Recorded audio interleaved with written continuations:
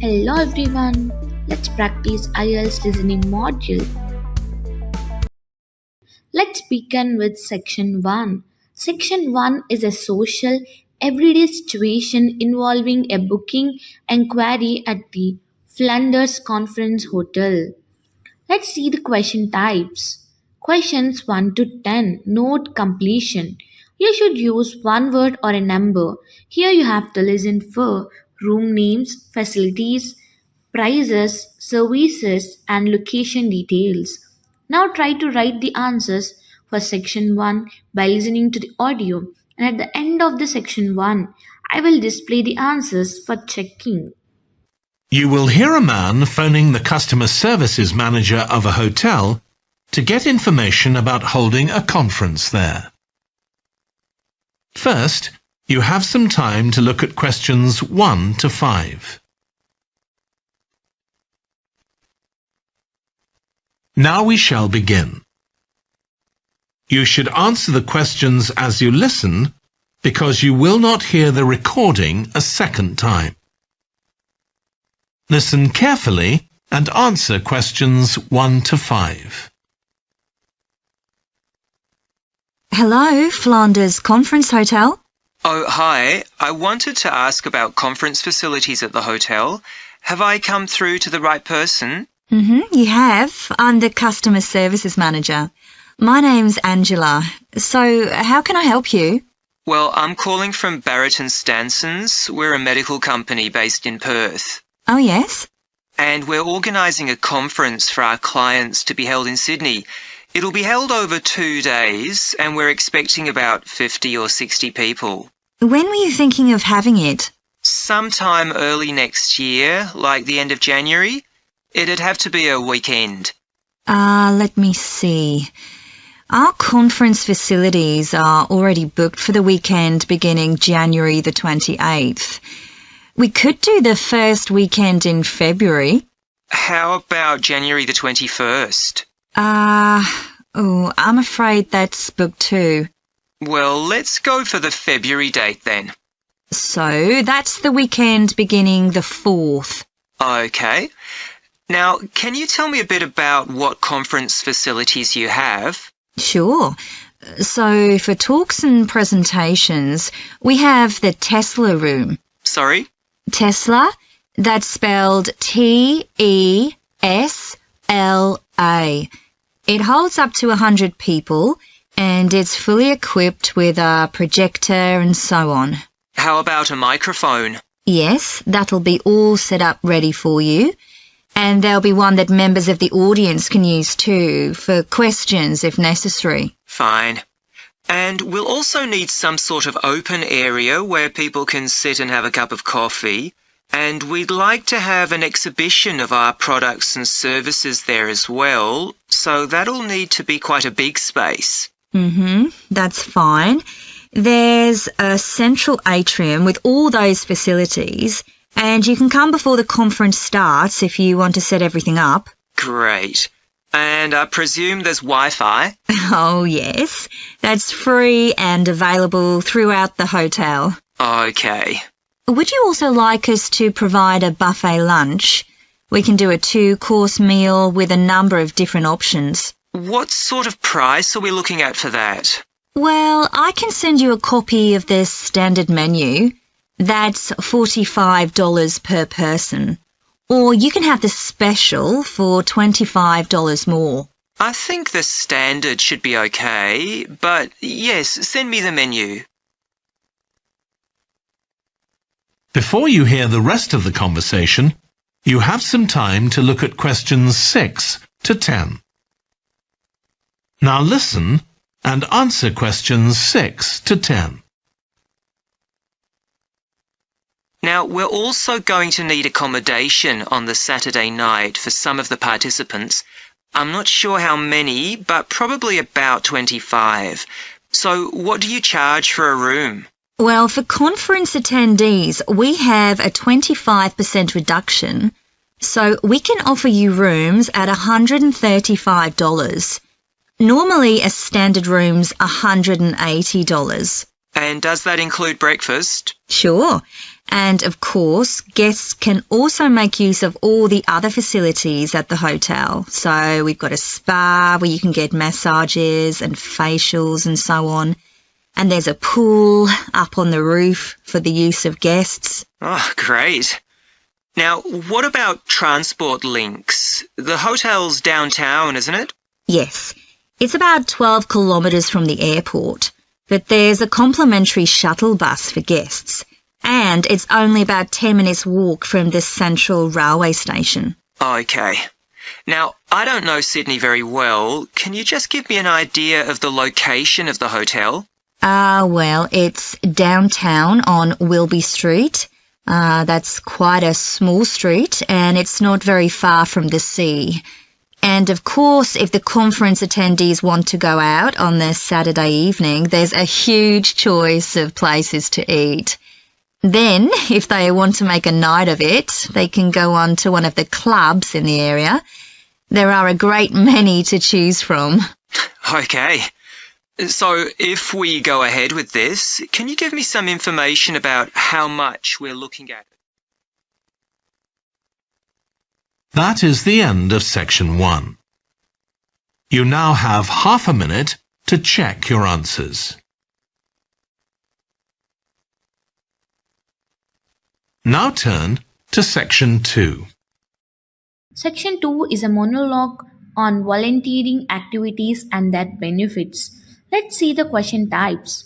Questions 11 to 14, multiple choice. You have to choose 2 correct letters and you have to focus on activities benefits. Options are similar, so careful listening is needed.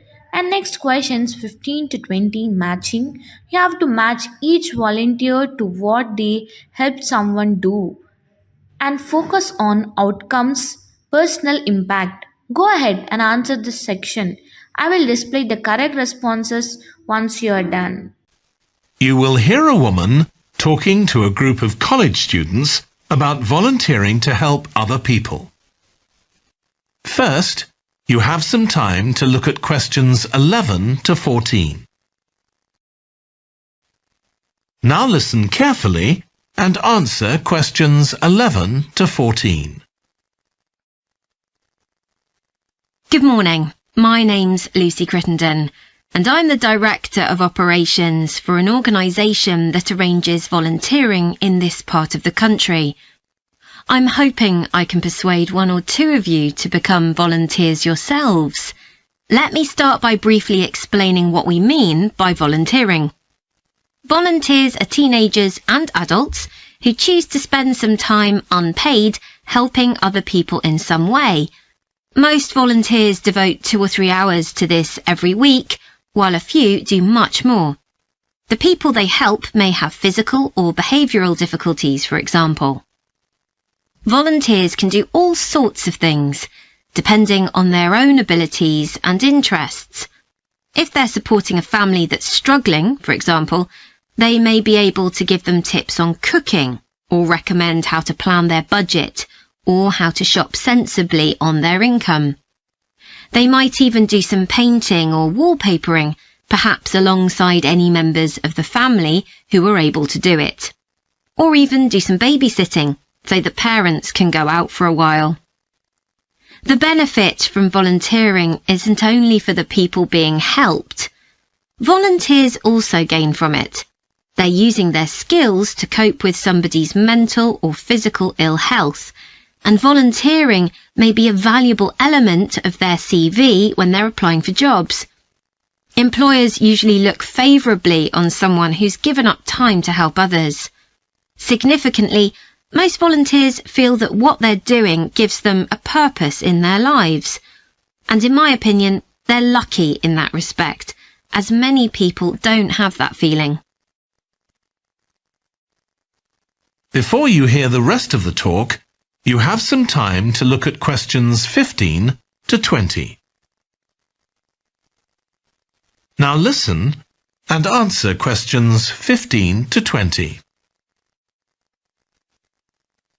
Now I'd like to tell you what some of our volunteers have said about what they do, to give you an idea of the range of ways in which they can help people.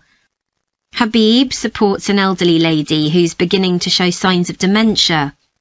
Once a week they, along with other elderly people, go to the local community centre where a group of people come in and sing. The songs take the listeners back to their youth, and for a little while they can forget the difficulties that they face now. Our volunteer Consuela is an amazing woman. She has difficulty walking herself, but she doesn't let that stop her. She helps a couple of people with similar difficulties who had almost stopped walking altogether. By using herself as an example, Consuela encourages them to walk more and more. Min visits a young man who lives alone and can't leave his home on his own, so he hardly ever saw anyone. But together they go out to the cinema or to see friends the young man hadn't been able to visit for a long time. Tanya visits an elderly woman once a week. When the woman found out that Tanya is a professional dressmaker, she got interested. Tanya showed her some soft toys she'd made, and the woman decided to try it herself. And now she really enjoys it and spends hours making toys. They're not perhaps up to Tanya's standard yet, but she gains a lot of pleasure from doing it. Alexei is a volunteer with a family that faces a number of difficulties. By calmly talking over possible solutions with family members, he's helping them to realise that they aren't helpless and that they can do something themselves to improve their situation. This has been great for their self-esteem. And the last volunteer I'll mention, though there are plenty more, is Juba. She volunteers with a teenage girl with learning difficulties who wasn't very good at talking to other people. Juba's worked very patiently with her, and now the girl is far better at expressing herself and at understanding other people. Okay, I hope that's given you an idea of what volunteering is all about. Now I'd like to talk to you about... That is the end of section 2. You now have half a minute to check your answers. Next, section 3. Section 3 is an academic discussion about a school marching band meeting involving Joe and others. Let's see the question types. Questions 21 to 26 note completion. Instruction. One word or a number is used to write the answers. And next, you should focus on background information, future plans, events and invitations. Next, questions 27 to 30. Matching. Match each band member to a specific problem. So focus on cause-effect identification of issues. Now try to write the answers of section 3, and at the end of the section 3, I will display the answers. You will hear a trainee music teacher called Joe talking to his supervisor about the school marching band that he has been given responsibility for. First, you have some time to look at questions 21 to 26. Now listen carefully and answer questions 21 to 26. So, how are you getting on with your teaching practice at the high school, Joe? Well, I've been put in charge of the school marching band, and it's quite a responsibility. I'd like to talk it over with you. Go ahead. You better start by giving me a bit of background. Okay. Well, the band has students in it from all years. So they're aged 11 to 18, and there are about 50 of them altogether. It's quite a popular activity within the school. I've never worked with a band of more than 20 before, and this is very different. I can imagine. They aren't really good enough to enter national band competitions, but they're in a regional one later in the term. Even if they don't win, and I don't expect them to, hopefully it'll be an incentive for them to try and improve. Yes, hopefully. Well, now the town council's organizing a carnival in the summer, and the band has been asked to perform. If you ask me, they aren't really up to it yet, and I need to get them functioning better as a band, and in a very short time. Have you been doing anything with them? Apart from practicing the music, I mean. I played a recording I came across of a drummer talking about how playing in a band had changed his life. I think it was an after-dinner speech. I thought it was pretty inspiring because being in the band had stopped him from getting involved in crime. The students seemed to find it interesting, too. That's good. I'm planning to show them that old film from the 1940s, Strike Up the Band, and talk about it with the students. What do you think? Good idea. As it's about a school band, it might make the students realize how much they can achieve if they work together. That's what I've got in mind. I'm hoping I can take some of the band to a parade that's going to take place next month. A couple of marching bands will be performing, and the atmosphere should be quite exciting. It depends on whether I can persuade the school to hire a coach or two to take us there. They sound like good ideas to me. Thanks. Before you hear the rest of the discussion, you have some time to look at questions 27 to 30. Now listen and answer questions 27 to 30.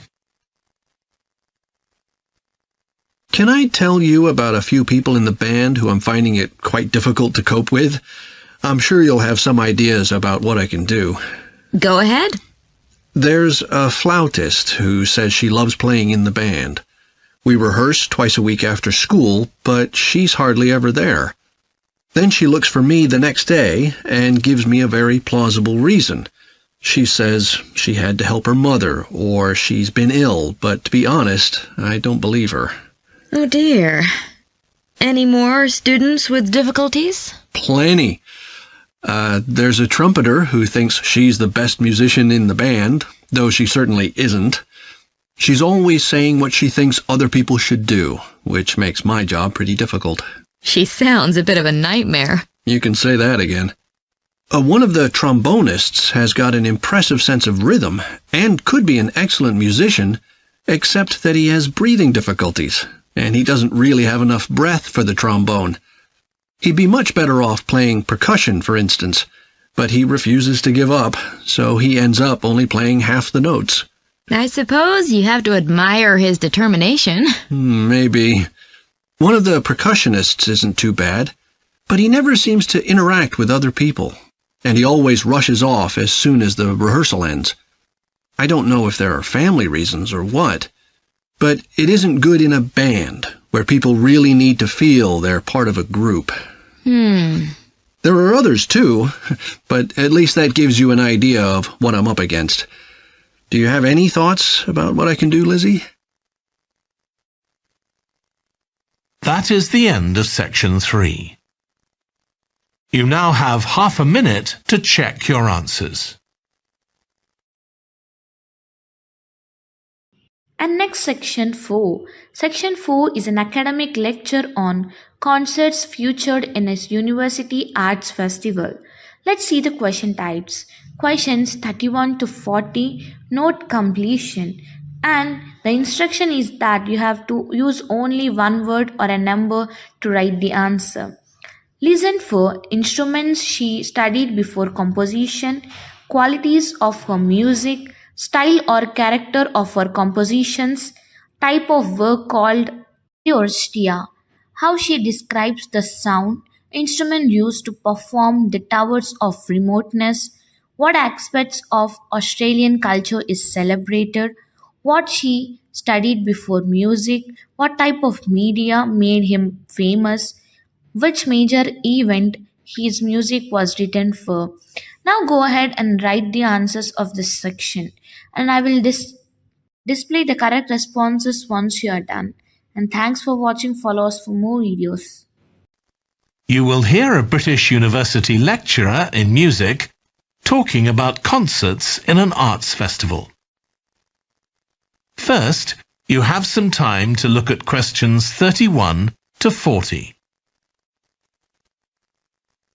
Now listen carefully and answer questions 31 to 40. As you all know, the university is planning an arts festival for later this year, and here in the music department we've planned 3 concerts. These will be public performances, and the programme has just been finalised.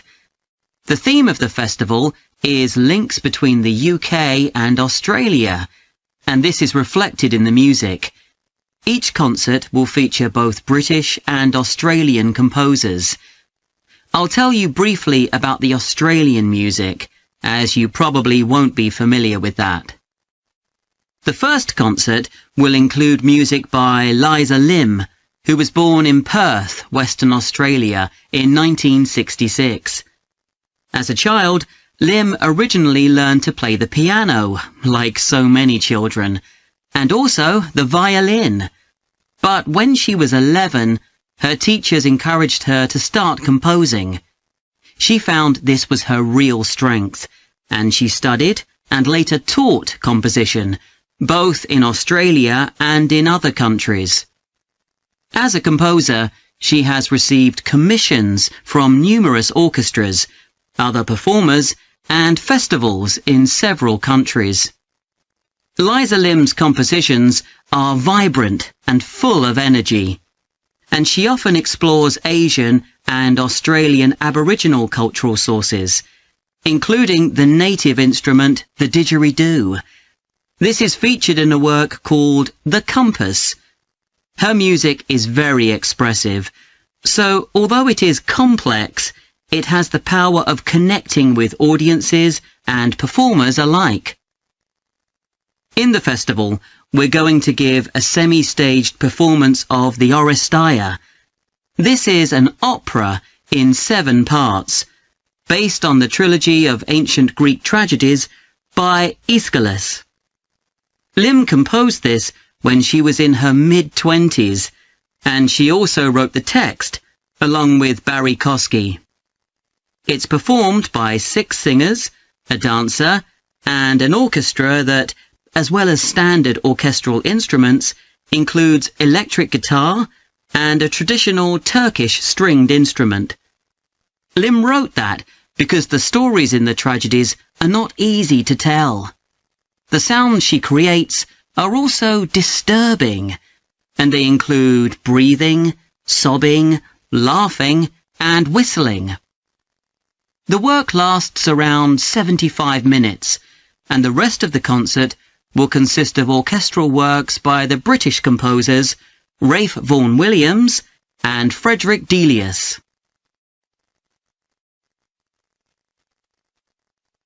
Moving on now to our second concert. This will begin with instrumental music by British composers Benjamin Britten and Judith Weir. After the interval, we'll go to Australia for a piece by Ross Edwards, The Tower of Remoteness. According to Edwards, the inspiration for this piece came from nature, when he was sitting alone in the dry bed of a creek, overshadowed by the leaves of palm trees, listening to the birds and insects. The Tower of Remoteness is scored for piano and clarinet. Edwards says he realised years after writing the piece that he had subconsciously modelled its opening phrase on a bird call.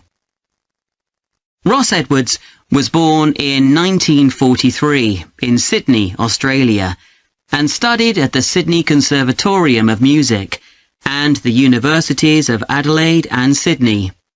He's well known in Australia, and in fact, he's one of the country's most performed composers. He's written a wide range of music, from symphonies and concertos to some composed specifically for children. Edwards's music has been described as being deeply connected to Australia, and it can be regarded as a celebration of the diversity of cultures that Australia can be proud of. The last of the 3 Australian composers to be represented in our festival is Carl Vine. Born in 1954, Vine, like Liza Lim, comes from Perth, Western Australia. He took up the cornet at the age of 5, switching to the piano 5 years later. However, he went to university to study physics before changing to composition. After graduating, he moved to Sydney and worked as a freelance pianist and composer. Before long, he had become prominent in Australia as a composer for dance, and in fact has written 25 scores of that type. In our third concert, Vine will be represented by his music for the flag handover ceremony of the Olympics held in 1996. This 7-minute orchestral piece was of course heard by millions of people worldwide, and we'll hear it alongside works written by British composers Edward Elgar and, more recently, Thomas Adès. That is the end of section 4. You now have half a minute to check your answers.